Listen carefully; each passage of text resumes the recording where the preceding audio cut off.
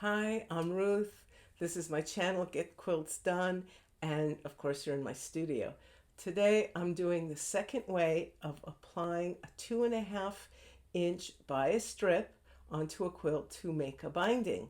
This way is totally by machine, and that makes it really faster and easier, yet it really looks good. So let's take a look at the tools. I am using a bias tool or something that makes mitered corners. It's kind of hard to explain. It's made by Animus Publishing Company, and I am going to show how to do it, and it makes a very flat, beautiful corner. The other thing is, of course, I'm using my Wonderful Feet by Bernina 34D foot, which is clear, makes it much easier because when I'm sewing it together. And of course, the edge foot, 10D. There's nothing like having, when you're doing an edge, having a foot especially for that. All right. And the superior line, bottom line thread, I just love. I just love, and it's my go-to thread, and of course I'm using it for this. Let's get started. So you're looking at what's been set up so far. The 34D foot is there. The dual feet is engaged. The needle happens to be 4 to the right because I measured from the side of the foot exactly 1/4 inch. And then I have the gauge, and the gauge is kind of put in, not marked, but kind of fudged in the way I want it to be. So therefore, even though this machine, you can go from task to task easily, this is one of those times that it's an exception. You want to start to the finish of it without changing tasks. You're looking right now at the quilt. You can see that I have a problem going on. It's a little bit wavy. And how I'm solving that problem is I'm using a 2.0 stitch length instead of 2.5. I don't know if it's going to be enough. We'll see at the end. I might have to add a little bit more. More quilting stitches, that is. The reason that happens is the inside of the quilt is highly quilted and the edges aren't so much. I did a lot of heavy quilting on the background. So when that happens, you kind of have to find a way to fix it, or you have to requilt over the edges. And hopefully I won't have to do it. Using a smaller stitch will be enough. We'll see at the end. So right now I'm just measuring it. I measured it to be 3/8 inch, so I don't have to use that little red thing in the middle of my gauge. Because it came out to be perfectly 3/8, who knew? Okay, now you're watching me apply it, and you're going to see why I marked it right there where I did. I'm checking to make sure there's a big enough tail at both ends and it's centered well. And then I'm going to put it right by the foot and begin to sew. And you're going to see, hopefully, a close-up, if you can see it, of what it looks like. So the clear foot has a red line just where to start to stitch. So that's where I'm going to stitch. And when I'm going forward and I want to hit a perfect spot, I start where I am, I go forward and then backwards and go over it. And that's what you're going to see. That way it's easy to line it up just as I begin, and I have to catch back on where I started. So here you can see I'm lining it up, and it's kind of a lot of things to line up here. So I'm lining up the side of the foot, excuse me, I'm lining up the side of the foot to the binding or the bias strip, and the gauge is being lined up to the quilt, and the red line is going to be lined up to the white line. Okay, and I just pointed at it. There you go. You can see it all coming in together. Yeah, that's where I'm going to start. So we have like incredible tools, okay, at our fingertips there. And I just begin to sew, and I usually count about 3 or 4 to get going. You can move your machine on slow. I grab the threads if I have any, so it starts correctly. This machine does have a starting stitch, but that's not enough. That's why I go backwards and forwards. You're going to see right there, I grab the stitch and let's go. 1, 2, 3, or that's the starting stitch rather. And then I stitch, and then I press the stitch uh, uh, button to go backwards, and I'm going very slowly, and sometimes I grab the hand wheel and move it around and use the pick up the foot a bit so I can go exactly on where I started, and that way I have a starting point, and then I just sew. Okay, and then I just sew, and you can see I'm carefully matching up everything, and when I get to the end I'll show you what I do next.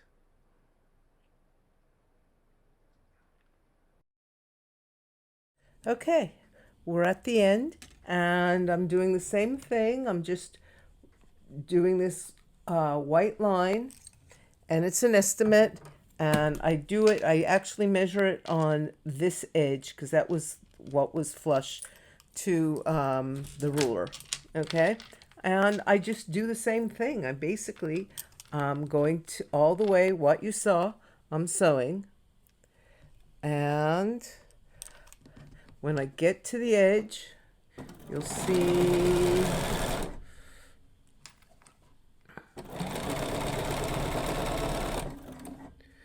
I mark up, the markup is right towards the line. I'm going to add one more stitch and I'll show you right up close. Do you see the red line?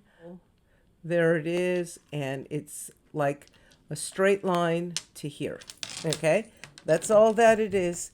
And then I just take my machine and tell it to go backwards.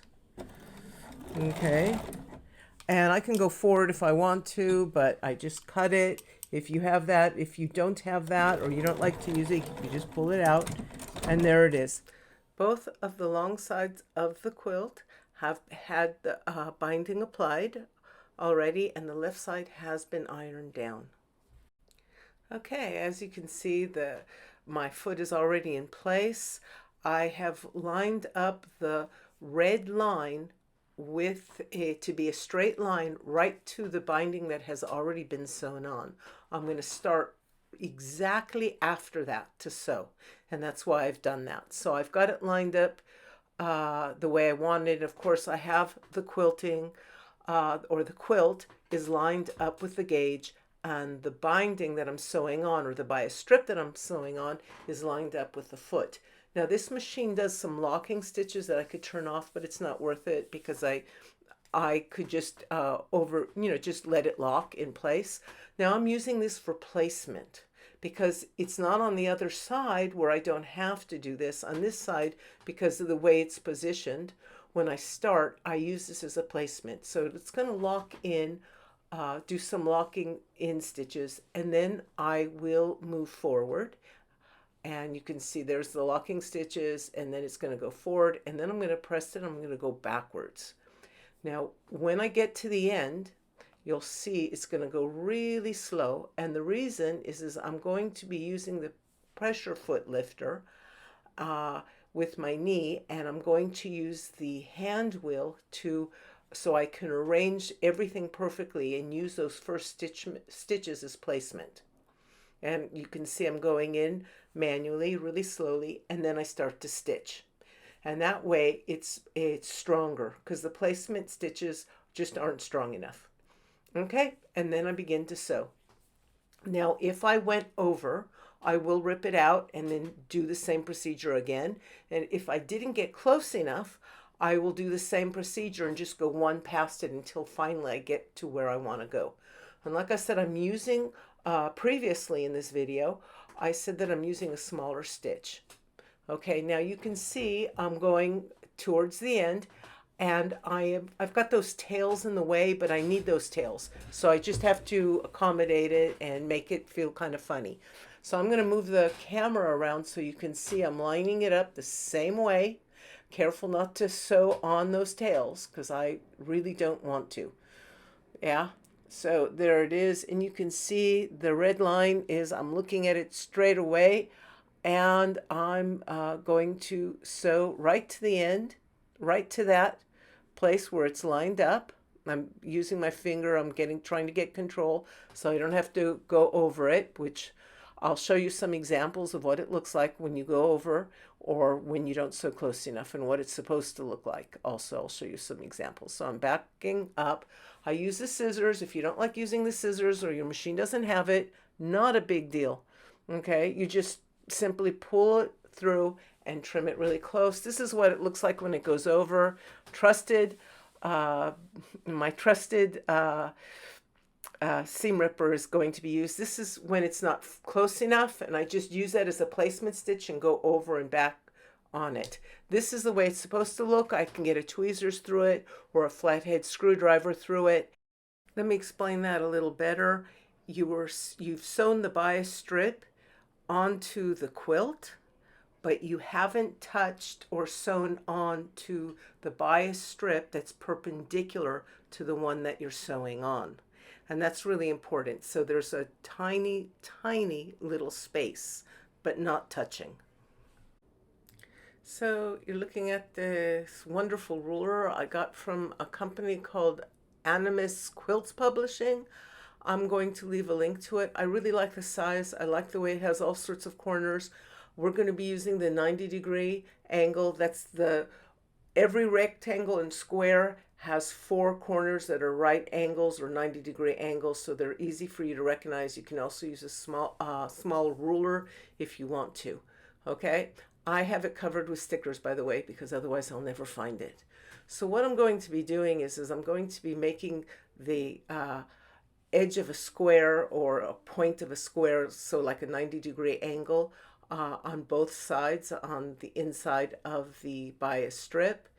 And what I'm doing is I'm finding the corner, the last stitch of the line, and that's where I'm going to butt up the ruler and I'm going to make that line. Now these are marking lines and they're not going to be sewing lines. I'm using 2 different writing implements because there's 2 different colors to the bias strip. I do see it well with the pink pen, but I don't think the camera picks it up. So I use the pink pen, dissolves with heat. You don't see it, it disappears rather. And the white one or the gray one disappears with water. Either one I won't see, or nobody will see when the quilt is done because it's folded inside, but I prefer to use something temporary in case I make a mistake and I have to change it. So then we're going to be doing it on both of them. Again, these help us get ready to sew. Okay, they're not used for that.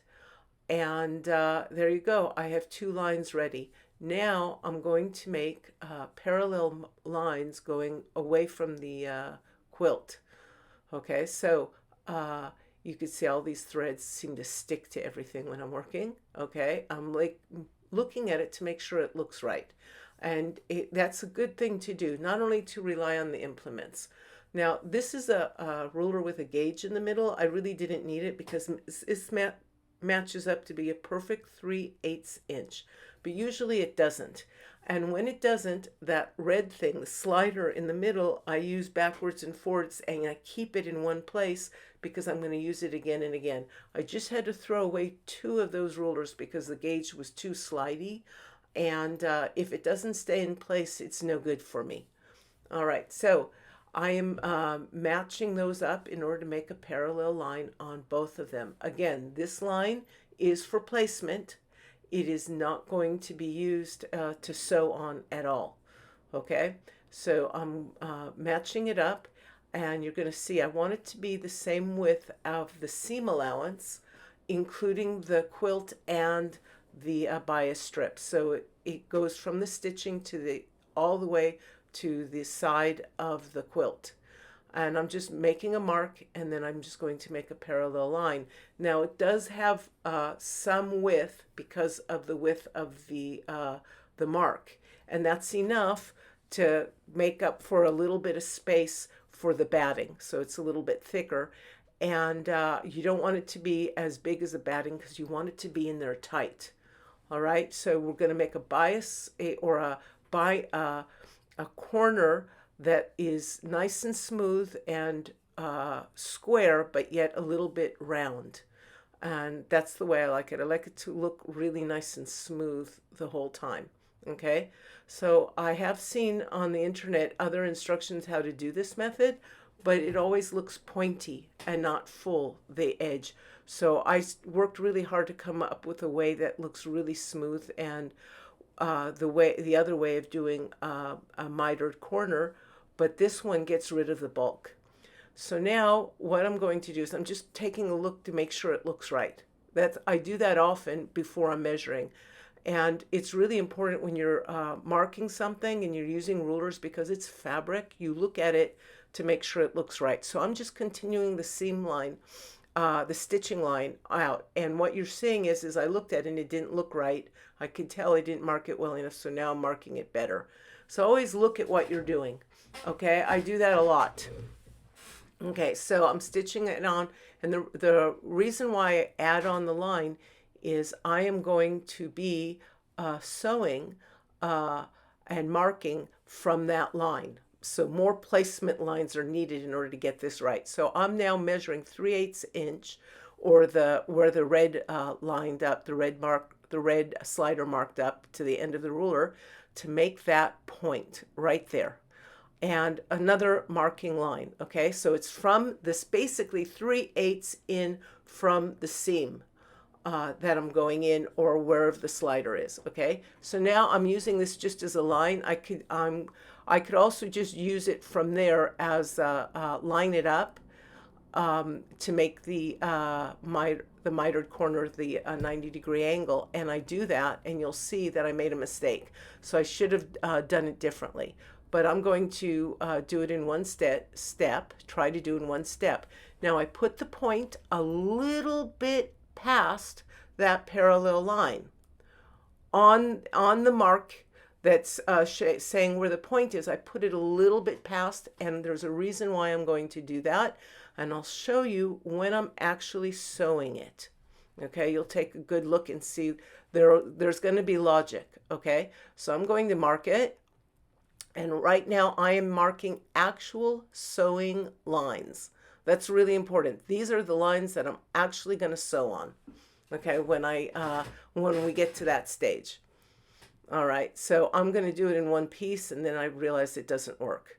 I'm going to see it might look correct according to the camera, but when I'm standing over it, I saw right away that I didn't make a 90-degree angle. Okay, and so I had to go over it. From the angle of the camera, you don't see it, but I saw it right away. And that's what I mean. When you mark, especially on fabric, you want to take a good look and make sure you marked correctly. So I'm using the lines of this ruler with the original lines and lining it up, and I can see that it's not a 90-degree angle. So I just go ahead and do it. Now, if you make that mistake, and you sew it, you have to go back and fix it in order for the back of the quilt to lay correctly. All right, so now I fixed it, and we have the sewing line. So I'm getting ready to sew. I still have one more stage left before we get it to the sewing machine. And now I'm matching up the parallel lines on both of them. That's why I did this. It's very easy. You make sure that they're flush together, and you put in pins in order to mark it, to do the markings. Then I take the quilt, and you could see I'm pushing my finger through lightly. And the reason why I'm doing that is I want to not sew on that accidentally. And sometimes that happens. And we'll get to the sewing machine, and you'll see what's next. See you there. All right, I'm now setting it up. You can see the machine is doesn't have the gauge attached on that little thing because I don't need it. I'm actually following the lines here. And what I want to show you, or try to show you, is this part here you want to pull out, and you want to make sure the under part, this under piece, is also laying flat so you don't accidentally sew it and cause the piece to have even more bulk, because we don't want bulk. It's just like anything else. And see how I'm pulling it? So I'm pulling that out, and I'm using whatever thing you have, and I'm making sure that it is. I usually use the tweezers because I pull it right there. and I make sure. And you'll see it when you're actually doing it, okay? You'll see what that looks like. And you can see the needle is almost, or the pin, I'm constantly calling it the wrong thing. And I'm setting it up just like that. And I'll move the camera around so you can see I'm using the needles in the middle, and I'm using a quilting stitch. So the tension is a 4.0, and that's on my Bernina.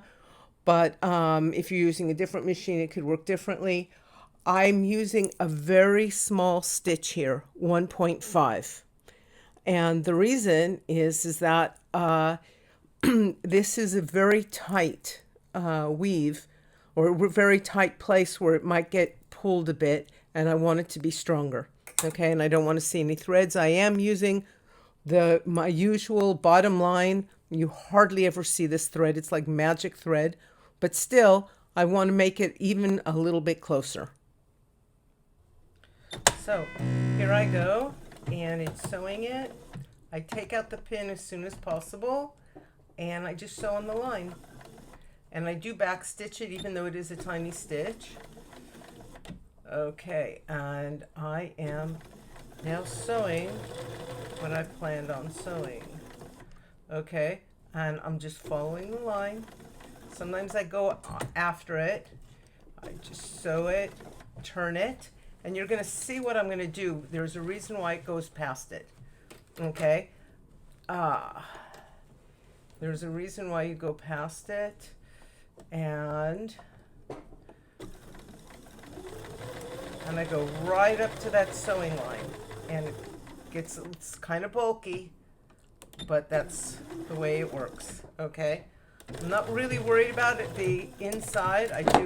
I'm not really worried about being exact, like right there. I take a look at it, I take a good look at it, and I say, wow, didn't do a good job. It's not a square, and that's why I make it a little bit bigger. So I go past it, and I sew this line, and you're going to see, okay, don't have to back stitch that. Okay, and I come in and I cut it again, or I pull it out, and I see if it looks like it's a 90 degree.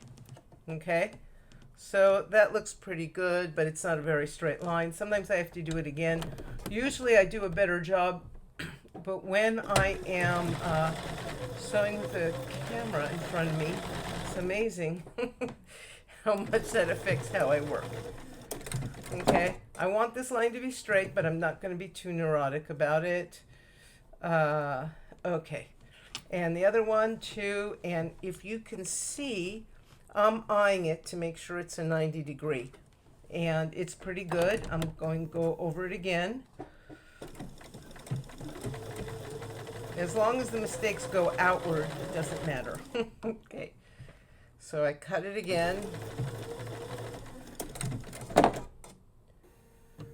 Okay, so that looks really a good 90 degree angle. I don't know if you can see it with the camera. 90 degree angle, this point here, it goes a little bit past, it's fine. Okay, make sure I didn't add any extra bulk on the other side. It looks fine. This isn't caught inside. Everything is good to go. Now, the question is, and I see on this one, because it's white, that it didn't match up far enough. So, and I didn't see it on the other one, so I'm going to be fixing that.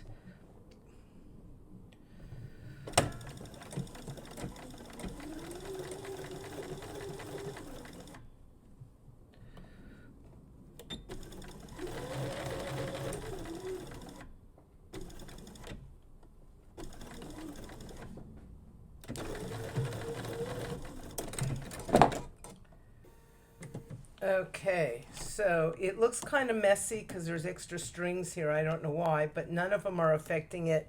I will just take my clippers and clip it and clean it up. Remember, all this is inside. You just don't want any thread nests in the back. But extra loose threads like this, it really doesn't matter. Okay, so here it is. I do check just to make sure it looks even, it looks nice on the inside. And it does. I can hardly see it, but it does. It's really well the way I want it. I trim all these extra threads because I don't want them to get caught up on my machine or hang out or do anything else like that. I clean them away. I don't know how I ended up with so many extra threads. Well, I re-sewed it. Okay, now here is going to be the trick that I wish I knew. I found out like maybe 10 years ago, and I've been 64, and I had been sewing since I was 10, and I don't know why it took me so long to figure it out. It's one of those things that because my mother taught me how to sew, and she was really an expert sewist. So see this line here? We're going to make it, in order to make a really good point, I know it's counterintuitive, we get rid of the point. And I basically do this, okay? I sew right on that line, okay? So let me see if I can get closer up, and you can see I am sewing on that line that I drew, okay? And I'm keeping a really small stitch. You don't have to back up or anything. You can. Sometimes I back up. And I will show you what that looks like right in front of the camera. And it's really important. So there it is. That I sew across that little line, and that's why I went past it. And that's really one of the most important lessons, because when I started doing that, my life my points just got much better. So in other words, in order to make the points really good, I had to get rid of the points. How does that work? Who knows? Okay, now I just trim it, and I put my thumb around everything I'm trimming to make sure that I don't cut anything I don't want to cut. So there we go. We're just beginning to cut. Let me pull the camera out. Okay. And like I said, I put my finger here so I don't feel any bulk. And I trim away.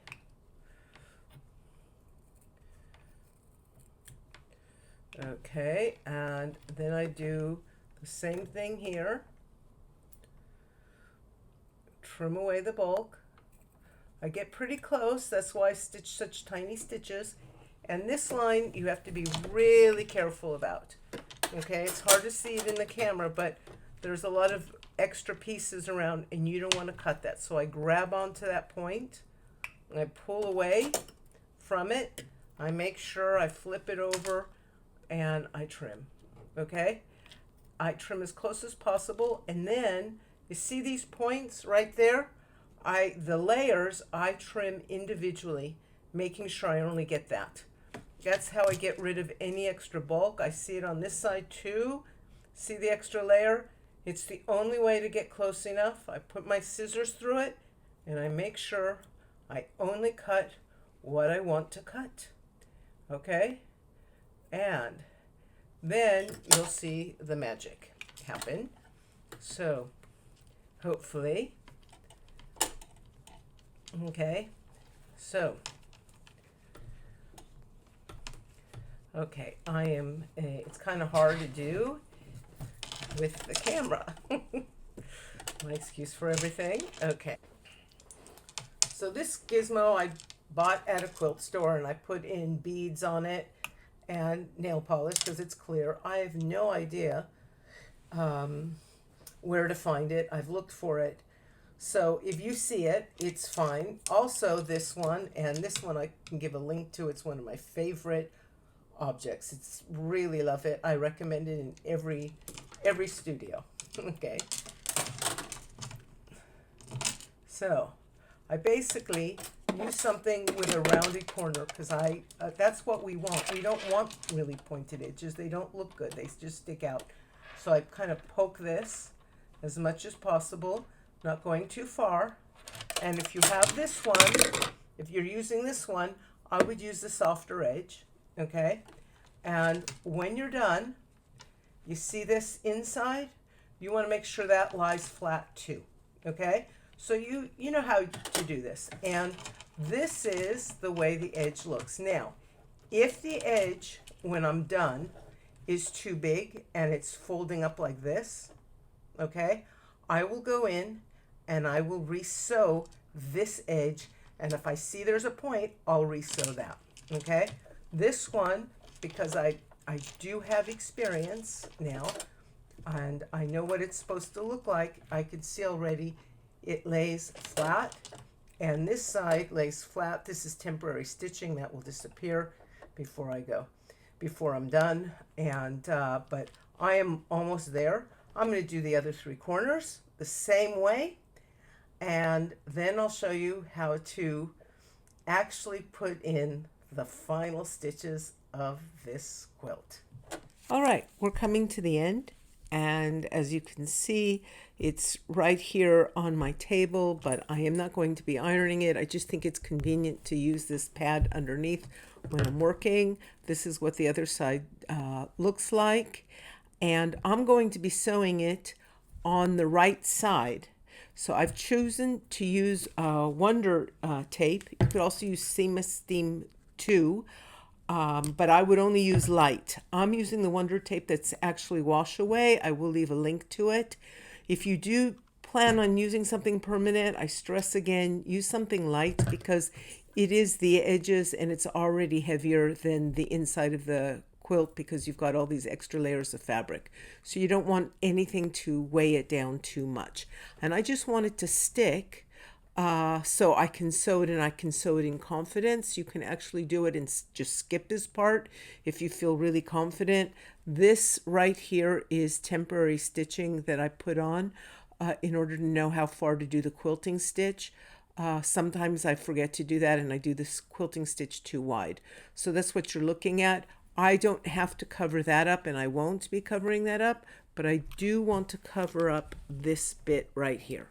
So if I can get really close, you can see not the temporary stitch, this right here, you want to cover up, and you want it to cover a little bit over so the thread catches it, because I'm only using temporary because regular Wonder tape just wouldn't work.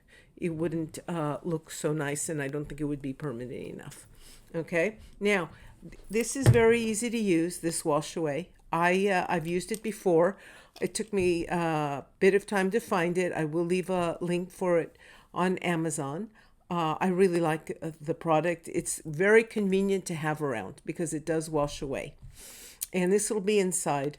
Now I'm going to be showing you how to do it because I use it a little bit differently than usual. Okay, usually what I do is I stick it down like so, and then when I'm done, I take off the tape.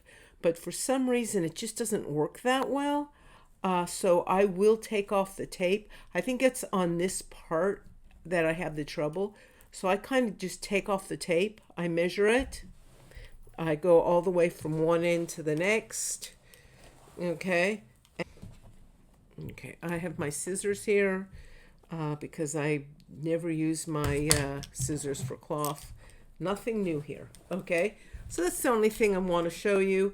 Like I said, if some sticks out, it doesn't matter, but you want to make sure that when you fold this over, this doesn't bunch up, this middle part. Everything's laying flat, like in the corners I put my finger in, or I put in something else, but I make sure that I could put something like this in. Anything there is, just to make sure it lays flat so it's nice and smooth. And I make sure it's over that line that's a little bit difficult for you to see. And I take off the outside little by little. I don't take it all off because it manages to get it into a little ball if I do that. And this is the only time I do it. I do a lot of quite a few things differently when I'm binding than I usually do stuff. And there we go. It is taken off. Okay.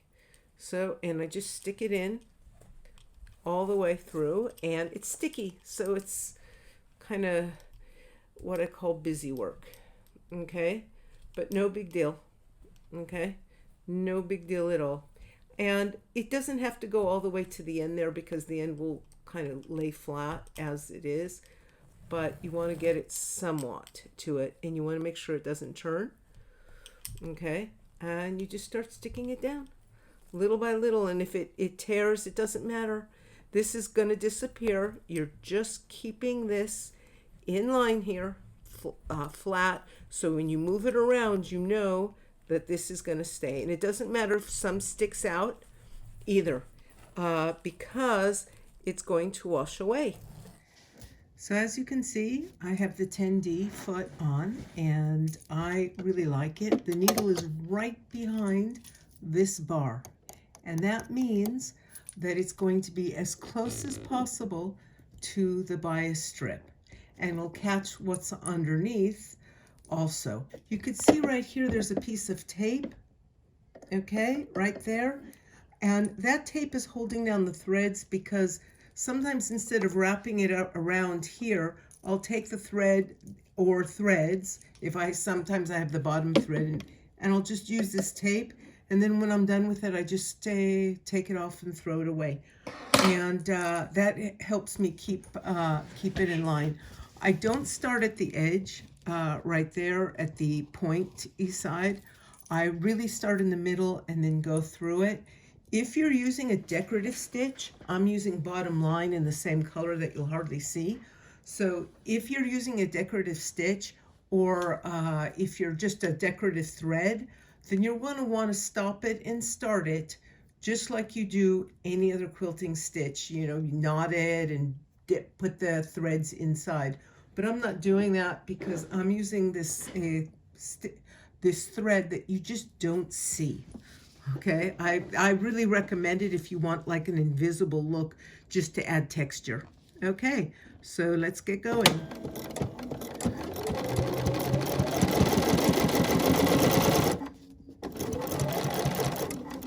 Okay, I'm getting to the corner, and usually I have a magnifying glass on, so I don't, and I will slow down the machine, and I'll just do one at a time till I get in, and I'll show you that exactly what I'm looking for. You could hardly see it, but let's see. You get right to that edge, and then you turn it. Okay, then you just turn the quilt and get it into position. Usually I anchor it with my needle, and in other words, I keep the needle down, but this time I didn't. As long as you keep it really close together and turn it very gradually, it'll be okay. And I'll see you at the end. Here's the corner of the bottom and a side, a close-up of them. Look how nice they look. Here's a close-up of the side. And now we're looking at the grand finale, the finished table runner, the small quilt. I love the way it looks. I love the way the binding looks, and there's no wavy borders. I'm very pleased with this method. Okay, so I finished the second one. I've really worked hard to develop this system to get the most out of it, just so it looks good. I hope to do more with it in the future. Maybe I'll do some shorts using a more decorative stitch on the side, but I really like this method, and I really like the way the corners look. Please, if you like what you saw, please subscribe, and I'm hoping to come up with a lot more videos. I am going to do a third method of using the 2.5-inch bias strip and still using another method to apply the binding, also by machine. And I'm thinking about doing several videos about how to get control of our feet, our sewing machine foot each time we sew. I really enjoyed making this. Thank you. Bye.